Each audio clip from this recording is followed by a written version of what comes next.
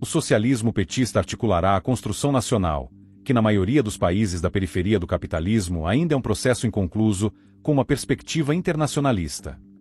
Um compromisso internacionalista. Somos todos seres humanos, habitantes de um mesmo planeta, casa comum a que temos direito e de que todos devemos cuidar. O capitalismo é um modo de produção que atua em escala internacional e, portanto, o socialismo deve também propor alternativas mundiais de organização social. Apoiamos a autodeterminação dos povos e valorizamos a ação internacionalista, no combate a todas as formas de exploração e opressão. O internacionalismo democrático e socialista é nossa inspiração permanente. Princípios da política de relações internacionais do PT. O PT é um partido internacionalista, anti-imperialista e socialista. Luta por democracia, soberania e igualdade. Luta por uma nova ordem internacional, pela paz mundial e pela integração continental. Busca construir, em escala internacional, uma nova hegemonia, baseada no multilateralismo. Estas grandes diretrizes se traduzem nos seguintes princípios de nossa política de relações internacionais.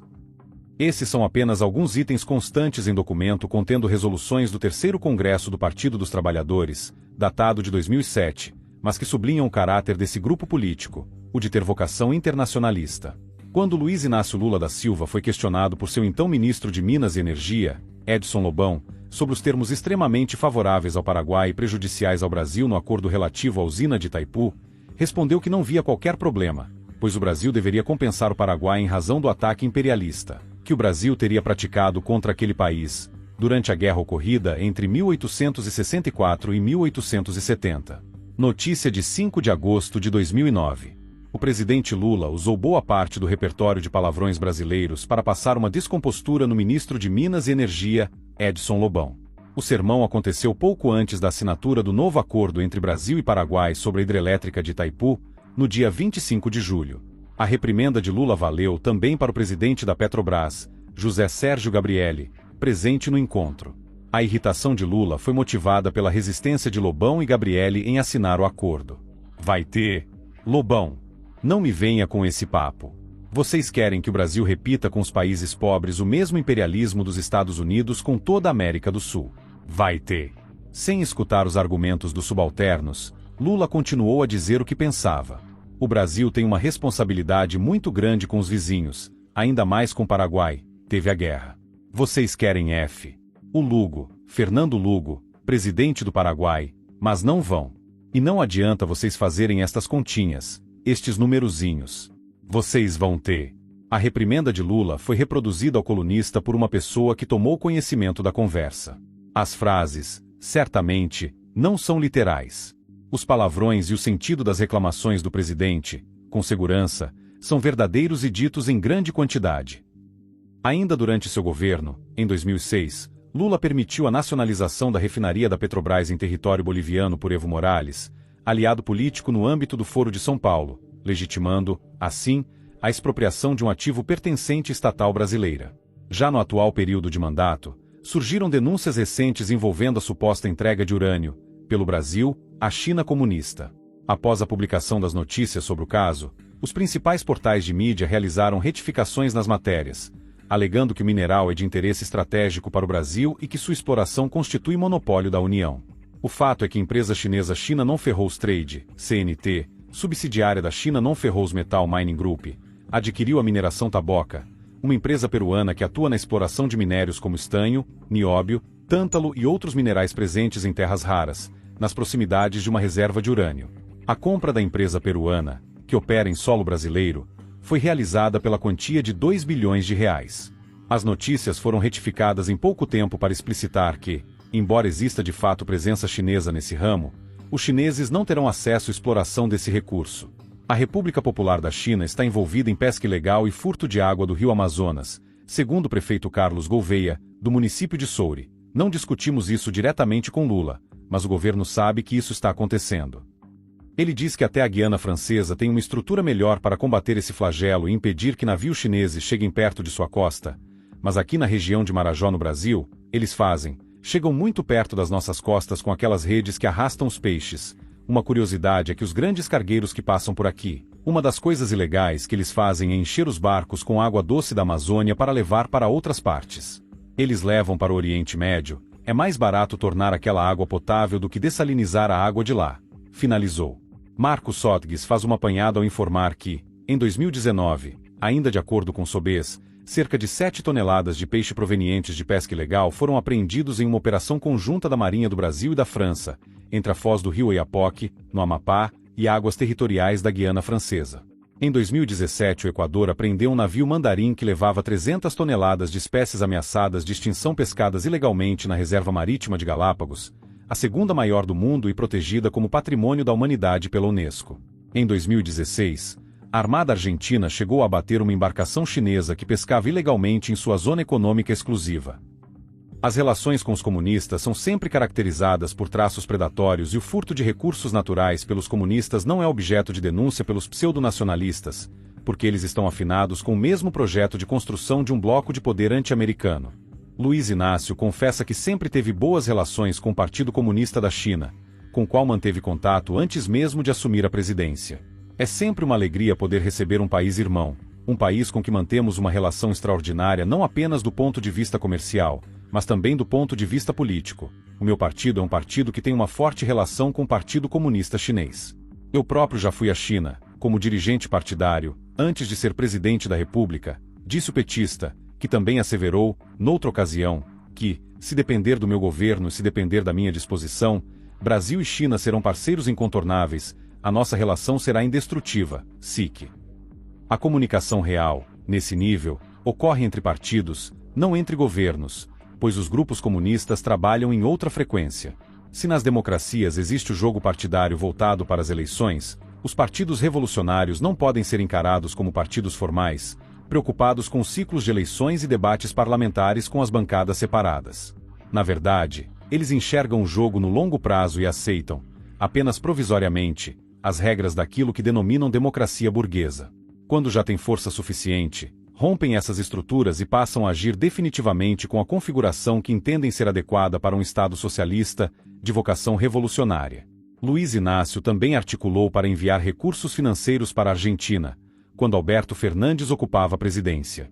Lula utilizou a estrutura ministerial do governo para influenciar na decisão do Fundo Monetário Internacional, FMI, de emprestar 7,5 bilhões de dólares à Argentina, que enfrentava uma grave crise financeira. Naquela ocasião, ele ainda pressionou a ministra Simone Tebet, do Planejamento, a autorizar uma operação de $1 bilhão do Banco de Desenvolvimento da América Latina, CAF, mesmo com o país vizinho sem crédito, e dar vantagem ao candidato do governo argentino na eleição presidencial deste ano, Sérgio Massa, sobre o principal concorrente, o libertário Javier Milei. Utilizando as instituições de Estado, o partido financia obras e concede empréstimos aos parceiros, seguindo os ditames da solidariedade internacional, eufemismo para o socialismo internacional que rege as relações dos respectivos agentes políticos vinculados ao Foro de São Paulo, como ocorreu em operações via BNDES, a exemplo do empréstimo ao regime dos Castro, que teve como garantia de pagamento charutos cubanos em contrapartida para um montante emprestado de 3,6 bilhões de reais. O governo brasileiro também assumiria o total risco da operação e entregaria a quantia diretamente para o Banco Estatal de Cuba, ao invés de depositá-la em outra instituição, seguindo as regras tradicionais de empréstimo nessas circunstâncias. A utilização do Brasil como vaca leiteira é prática recorrente da política externa do Partido dos Trabalhadores. Costurou-se também a Operação Mais Médicos para abastecer os cofres de Cuba. O know-how desse mecanismo de sustentação da Ilha dos Castro foi aplicado primeiro na Venezuela. Diz Paulo Henrique Araújo que a primeira vez que os médicos cubanos foram explorados como ferramenta de sustentação do regime comunista foi em 1999 na Venezuela de Hugo Chávez, que assinou termo de compromisso com Fidel Castro que assumia o contingente de 12 mil médicos. Segundo o Tribunal de Contas da União, o Brasil pagou quase 7 bilhões de reais para Cuba durante a existência do programa. Os internacionalistas sempre fazem arranjos para favorecerem uns aos outros à custa dos recursos de seus países, porque a revolução é mundial.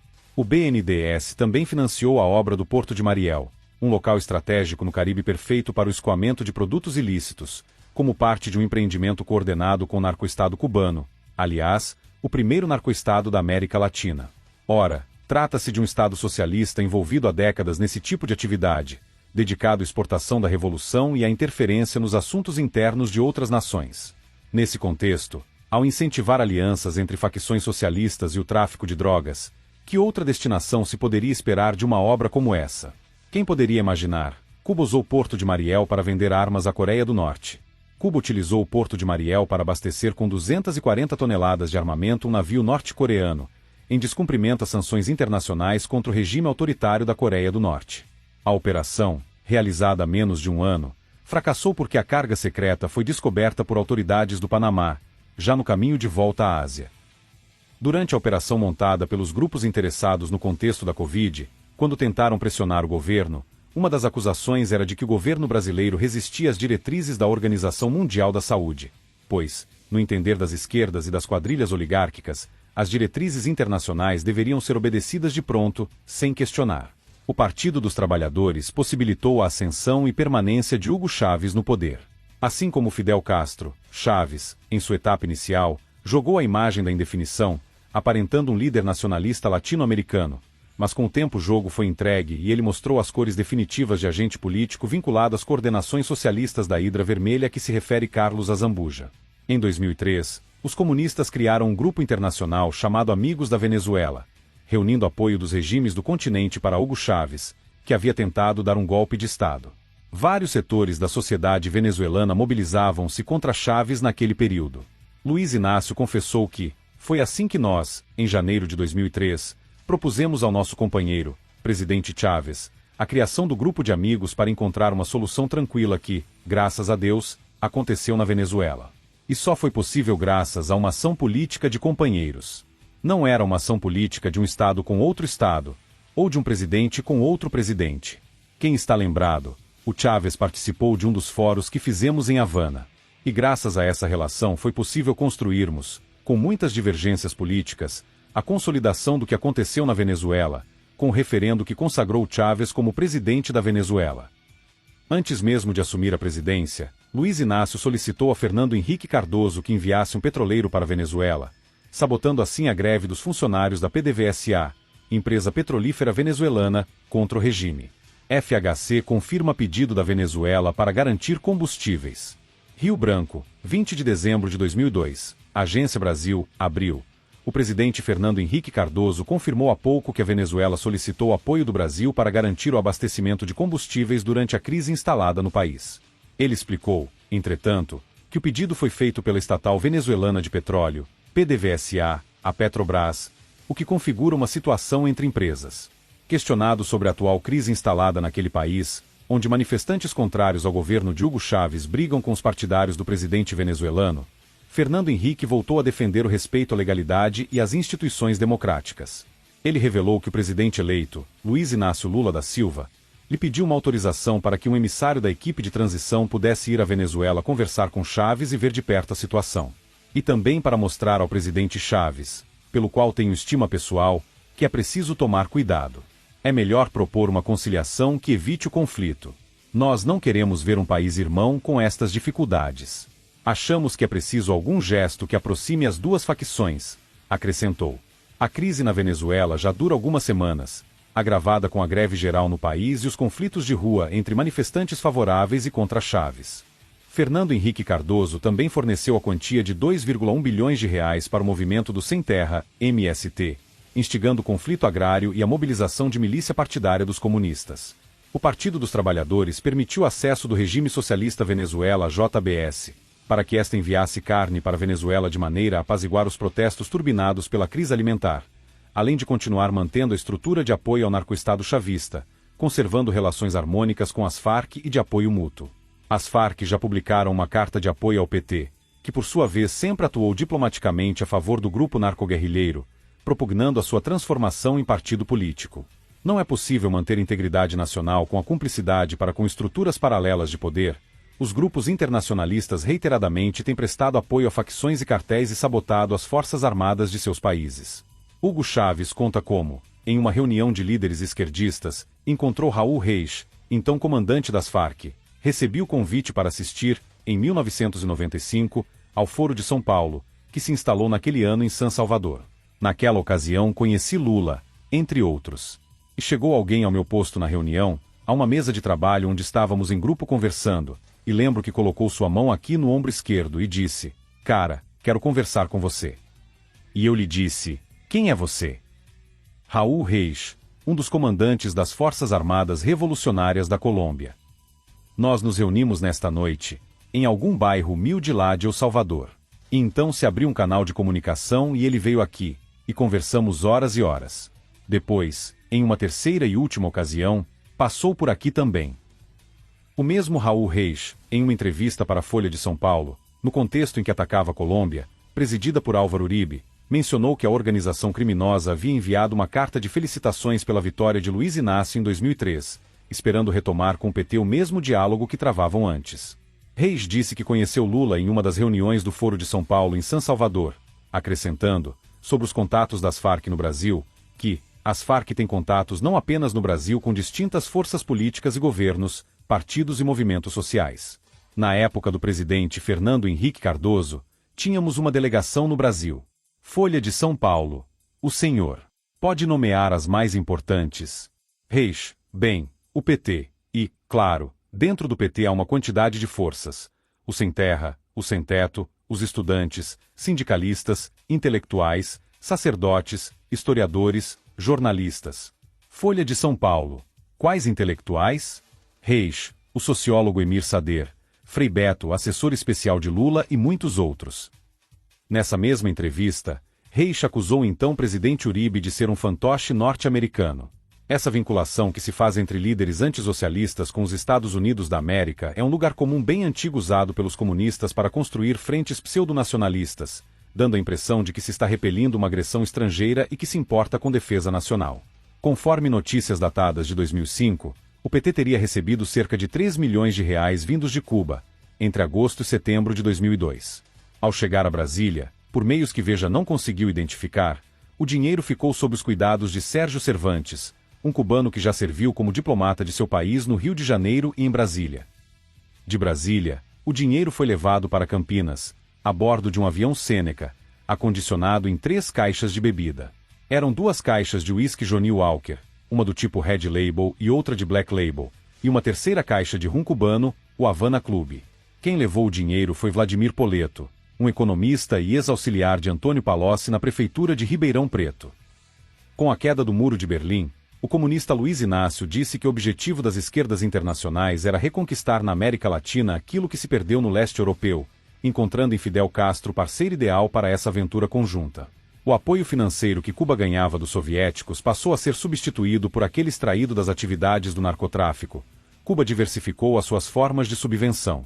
O PT foi apontado como tendo diálogos cabulosos com o primeiro comando da capital, PCC. De fato, todos os agentes ideológicos próximos das facções manifestam preferência pelo PT e ogerizam seus adversários.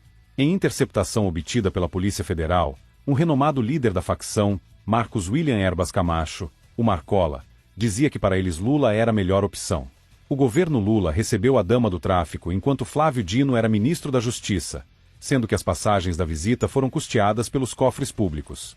A atuação do Partido dos Trabalhadores indica um projeto voltado à diluição das soberanias nacionais em benefício de organismos supranacionais, a exemplo da proposta de integração por meio da Unasul e as tentativas de imposição da CELAC como órgão alternativo à OEA, para servir de suporte aos regimes socialistas da América Latina. A transferência dos processos decisórios para instâncias estrangeiras ou regionais enfraquece a autodeterminação do Estado brasileiro. O Foro de São Paulo é uma estrutura internacional e emite comandos gerais vinculantes para os partidos a ele associados. A única defesa que os asseclas da esquerda possuem é fazer cara de sonso e negarem a existência da entidade, ou tentar diminuir a sua importância, mas essa tática tem caído no vazio há tempos. O governo comunista de Luiz Inácio resgatou a ex-primeira-dama do Peru, salvando-a dos processos envolvendo corrupção, protegendo assim um dos integrantes da quadrilha internacional à custa da Força Aérea Brasileira. Desde o primeiro discurso de Luiz Inácio na Organização das Nações Unidas, o comunista não defendeu a soberania brasileira, mas exigiu respeito à soberania do Iraque, em contraste com o discurso de Jair Bolsonaro, que citou uma série de pontos de relevância para o Brasil. Sobre as eleições de 2022, matéria publicada pelo Financial Times revela a existência de articulação entre os esquerdistas dos Estados Unidos para catapultar Luiz Inácio para a presidência. Sob o pretexto de defender as eleições, o governo Biden pressionou autoridades brasileiras para fazer vistas grossas às inconsistências eleitorais e aceitarem de imediato os resultados das eleições. Os comunistas estão acostumados a perverter a linguagem. Como tal, Quando eles falam em soberania, referem-se à soberania do bloco inteiro, não do país em particular, eles reformulam os termos. Como consequência, todo aquele que conclama pela defesa da soberania tem a obrigação de se posicionar pelo expurgo de partidos com vocação internacional. A oligarquia construída não só em torno do Supremo Tribunal Federal, como também em torno do Superior Tribunal de Justiça, vincularam os seus julgamentos ao atendimento das pautas definidas na Agenda 2030, programa global que visa subjugar os ordenamentos jurídicos, solapando as constituições nacionais e em seu lugar impor diretrizes globais. A oligarquia judiciária é também responsável pelo entrave de projetos importantes, como a ferro-grão e a blindagem de exploração ou cultivo de partes importantes do território nacional, sob o pretexto de preservação da natureza e respeito às populações indígenas. O mesmo tribunal foi à China e, sob pretexto de troca de mecanismos institucionais, estabeleceu contato com a maior ditadura do planeta para melhor exercer as politicagens que já faz. Luiz Inácio disse que não se ofende de ser chamado de comunista, que seus adversários representam tudo aquilo que ele e seus parceiros comunistas rejeitam, como, por exemplo, o patriotismo.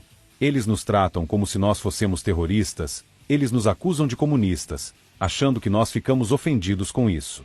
Nós não ficamos ofendidos, nós ficaríamos ofendidos se nos chamassem de nazistas, de neofascistas, de terroristas, mas de comunista, de socialista, nunca.